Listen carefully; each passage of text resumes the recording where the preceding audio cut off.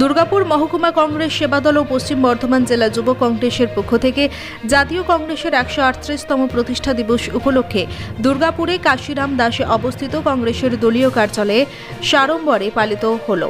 এই অনুষ্ঠানে প্রধান অতিথি ও উদ্বোধক হিসেবে উপস্থিত ছিলেন প্রদেশ কংগ্রেস নেতা তরুণ রায়। তরুণবাবু দলীয় পতাকা উত্তোলন ও শহীদ বেদিতে মাল্যদান করে অনুষ্ঠানের শুভ সূচনা করেন। তরুণবাবু তার বক্তব্যে 138 বছরের কংগ্রেসের আত্মবলিদান ও কৃতিত্বের কথা তুলে ধরেন।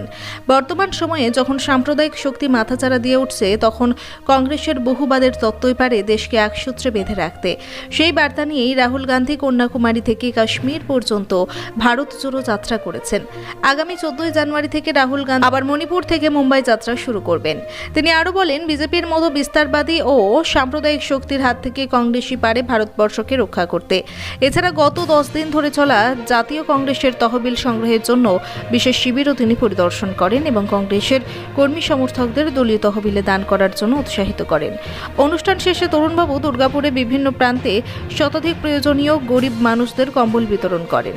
এই অনুষ্ঠানে তরুণবাবুর সঙ্গে দুর্গাপুর মহকুমা কংগ্রেস সেবা দলের চেয়ারম্যান অমল হালদার, পূর্ণেন্দু পান্ডা, সঙ্গীতা ঘোষ, যুব কংগ্রেসের রাজু ঘোষ সহ অন্যান্য কংগ্রেস নেতৃত্ব ও কর্মী সমর্থকরা উপস্থিত ছিলেন। পশ্চিম বর্ধমানের দুর্গাপুর থেকে নিমাই দাসের রিপোর্ট, বাংলা এমজি নিউজ। 138তম জন্মদিন। আগে আমরা সর্বভারতীয় কংগ্রেসের নির্দেশ অনুযায়ী আমরা তহবিল সংগ্রহের জন্য আমরা 18 থেকে 28 আমরা শিবির এখানেই আমাদের পণ্ডিত নেহেরু নামাঙ্কিত আমাদের দলীয় কার্যালয়ে আমরা আজকে তা সম্পন্ন করব এবং পশ্চিম বর্ধমানে একটা বড় সংখ্যক জাতীয় কংগ্রেসের তহবিলে তা দেওয়া হবে অনলাইনের মাধ্যমে। আর আজকে 28শে ডিসেম্বর, আজ থেকে 138 বছর সেই দিন কিন্তু জাতীয় কংগ্রেস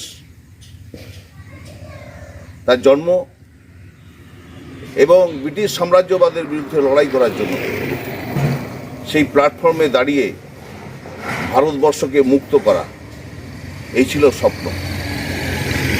আর আজকে 2023-এ দাঁড়িয়ে রাহুল গান্ধী ভারতবর্ষকে এক করার জন্য ভারত জোড়ো যাত্রা শুরু করেছিলেন। আবার মণিপুর থেকে মুম্বাই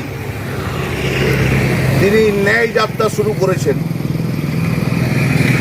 আজকে প্রতিষ্ঠা দিবসে সংকল্প নিতে হবে যে ভারতবর্ষের যে ফ্যাসিস্ট সরকার,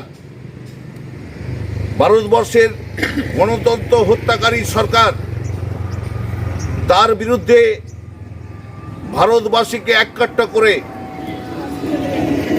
মল্লিকার্জুন খাড়গে, রাহুল গান্ধী, শ্রীমতী সোনিয়া গান্ধীর নেতৃত্বে সারা ভারতবর্ষের মানুষকে এক জায়গায় করা আমাদের স্বপ্ন।